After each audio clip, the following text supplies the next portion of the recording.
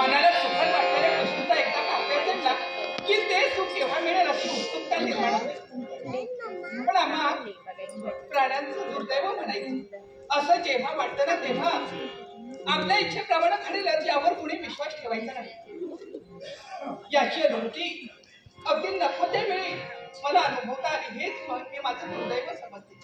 पण एका बाजूला माझं सद्भाग्य म्हणजे एवढंच पार्वती परमेश्वरीच्या कृपेने मला माझं जीवन प्राप्त झालं. नाहीतर जन्माला आले का आणि मेले काय सारखंच.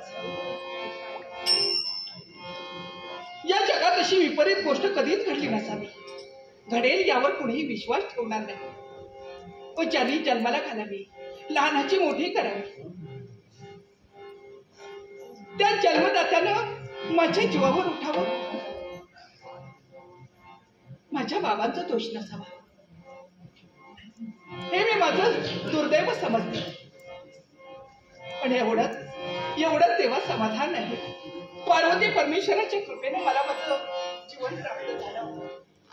एवढंच नव्हे मी तसे दानव होते. पण मृत्यूलोकीची माणसं किती परोपकारी आहे याची अनुभूती आहे.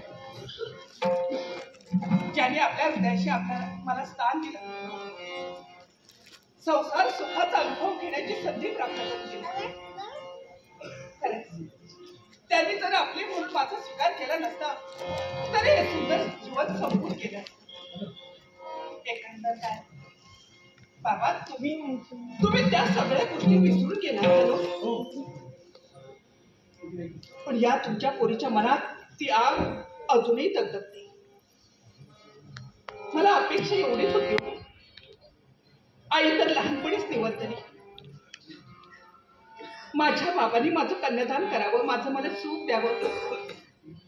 पण ते सुद्धा भाग्य नाही मिळवता आलं तुम्हाला. पण माझं नशीब बलवत